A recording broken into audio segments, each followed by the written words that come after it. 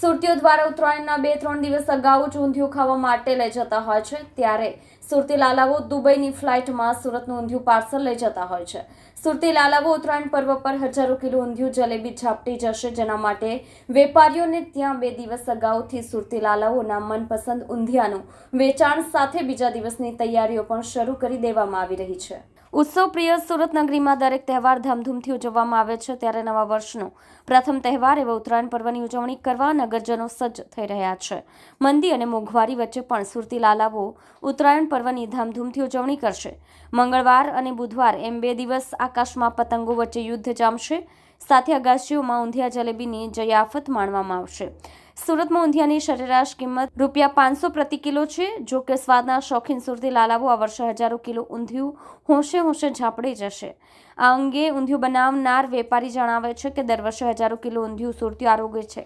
ઉત્તરાયણમાં ઊંધિયું ખાવાની અલગ જ મજા હોય છે.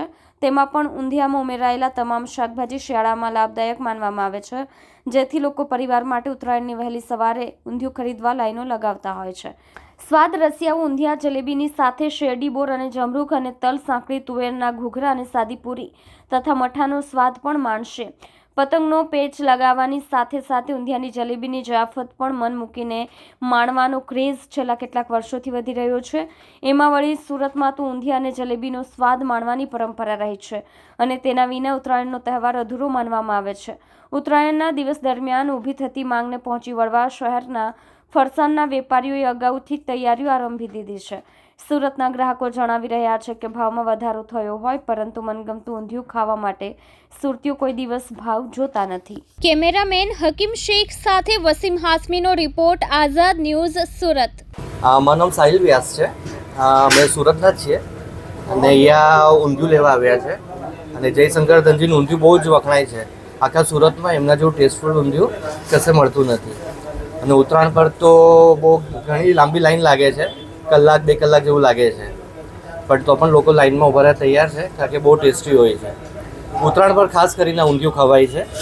અને ઊંધિયુંની બનાવવાની રીત પણ એકદમ જ સરસ છે. એમાં બધી જ વેજીટેબલ્સ આવી જાય છે. સુરતી પાપડી આવે, રતાળું આવે છે, મૂઠિયા બને છે, એટલે એકદમ જ ટેસ્ટફુલ લાગે છે.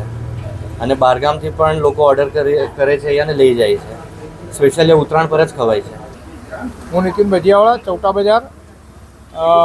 અત્યારે ઊંધિયાની સિઝન શરૂ થઈ ગઈ છે. ખાસ કરીને શિયાળો છે એટલે શાકભાજીની મોસમ કહેવાય. અને સુરતના સુરતીઓ એ ખાવા પીવાના ખૂબ જ શોખીન છે. અને એમાં પણ ઉત્તરાયણ આવે અને ત્યારે જો ઊંધિયું નહીં ખવાય તો એ સુરતી નહીં કહેવાય એમ. પરંતુ એક વાતની બીજી ખુશી છે કે હવે ઊંધિયું દેશ વિદેશ લગી જતું થઈ ગયું છે. ખાસ કરીને સુરતમાં જે રીતના દુબઈની ફ્લાઇટ ડાયરેક્ટ ચાલુ થઈ છે, તો લોકો અહીંયાથી દુબઈ રોજ જ ઊંધિયું લઈ જાય છે. પહેલાં એવું હતું કે કોઈક વખત અહીંયાથી લઈ જતા હતા, પણ હવે તો ડેલી અહીંયાથી ઊંધિયું જઈ રહ્યું છે.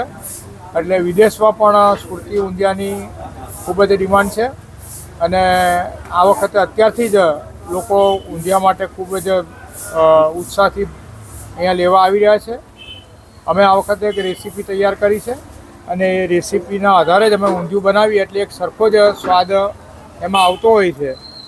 આજે જ સવારે અમે ઊંધિયાનો કાચો સામાન મીઠા મરચાં ખાંડ સહિતનું બનાવીને અહીંયાથી મોકલેલું છે, જે લોકો ત્યાં આગળ પોતે બનાવી લે છે. વચ્ચે અહીંયાથી મેં મનાલી પર મોકલેલું હતું. ભાવ વધારો થયો?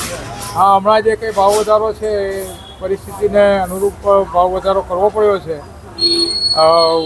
હું પોતે જે દિવસે દુકાન પર બેસતો થયો તે દિવસે એક આનાનું 50 ગ્રામ ભૂસું મળતું હતું, એટલે ₹1.20 કિલો ફરસાણ હતું. આજે મારે ભાવ બોલવો હોય તો મને થોડીક શરમ લાગે કે ₹500 કિલોનો ભાવ બોલવો હોય તો આપણને એમ થાય કે ક્યાં ₹1.20 કિલો ફરસાણ ને ક્યાં ₹500 કિલો.